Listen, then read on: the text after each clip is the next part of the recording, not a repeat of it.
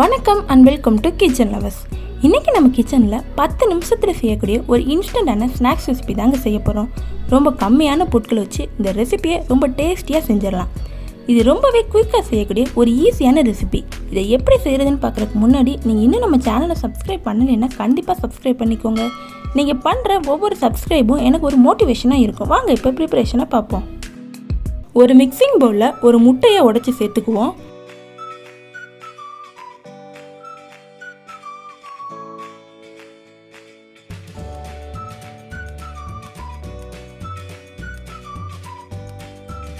சேர்த்துட்டு கூடவே 1/4 கப் அளவு ஜீனியை சேர்த்துக்குவோம்.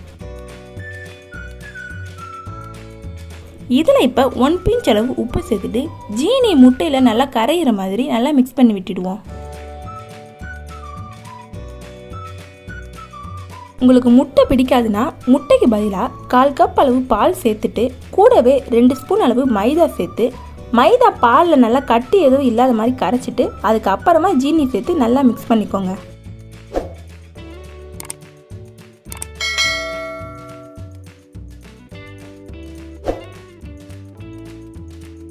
பாருங்கள், ஜீனி நல்லா கரைஞ்சி பேஸ்ட் மாதிரி ஆகிடுச்சு. இந்த அளவுக்கு நல்லா மிக்ஸ் பண்ணதுக்கு அப்புறமா இதில் 1 கப் அளவு ரவையை சேர்த்துக்குவோம். சேர்த்துட்டு கூடவே 1 ஸ்பூன் அளவு பால் பவுடரையும் சேர்த்து எல்லாம் நல்லா மிக்ஸ் ஆகிற மாதிரி கையால் எப்படி பிசைஞ்சு விட்டுக்குவோம். பால் பவுடர் ஆப்ஷனல் தான். பால் பவுடர் சேர்த்து செய்கிறதால இந்த டிஷ்ஷுக்கு பால் பவுடரோட ஃப்ளேவர் கொடுக்கும். கூடவே நம்ம முட்டையோட வாசத்தையும் இது கண்ட்ரோல் பண்ணும். அதுக்காக தான் நம்ம பால் பவுடர் சேர்த்துக்கிறோம். பால் பவுடருக்கு பதிலாக நீங்கள் ஏலக்காய் அப்படி இல்லைன்னா வெண்ணிலா எசன்ஸ் கூட சேர்த்துக்கலாம்.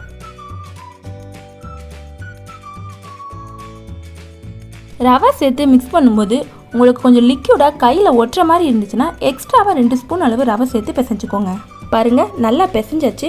இப்போ இதில் 1 ஸ்பூன் அளவு ஆயில் சேர்த்து நல்லா பிசைஞ்சு மிக்ஸ் பண்ணி விட்டுட்டு இதை அப்படியே ஒரு 10 நிமிஷத்துக்கு நம்ம ஊற வச்சுருவோம்.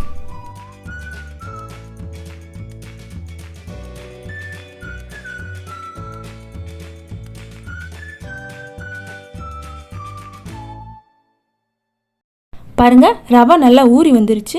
கையில் லைட்டாக ஆயில் அப்ளை பண்ணிக்குவோம். பண்ணிவிட்டு ரெடி பண்ண மாவை கொஞ்சமாக இப்படி கையில் எடுத்து உருண்டை பிடிச்சிக்குவோம்.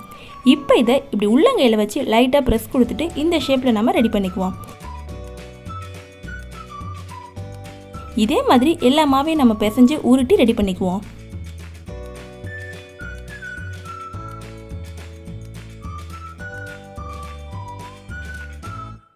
பாருங்கள், எல்லா ரவா மாவையும் உருட்டி தட்டி ரெடி பண்ணியாச்சு. இப்போ இதை நம்ம ஃப்ரை பண்ணிக்கலாம். ஒரு கடாயில் பொரிக்க தேவையான அளவு ஆயில் சேர்த்து சூடு பண்ணிக்குவோம். ஆயில் ஓவர் ஹீட்லாம் ஆக வேண்டாம், மீடியம் ஹீட் ஆகவுமே ரெடி பண்ணி வச்ச ரவா பால்ஸை ஒவ்வொன்றா உள்ளே சேர்த்துக்குவோம்.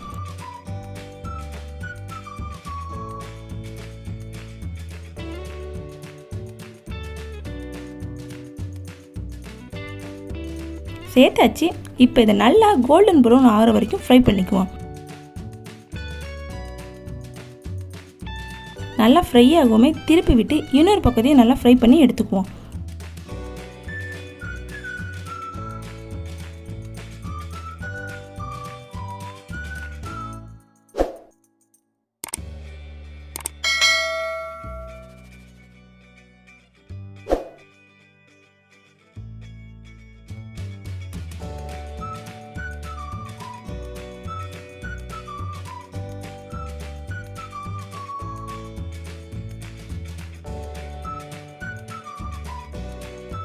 இதே மாதிரி எல்லா மாவையும் உருண்டை பிடிச்சு தட்டி சேர்த்து ஃப்ரை பண்ணி எடுத்துக்குவோம்.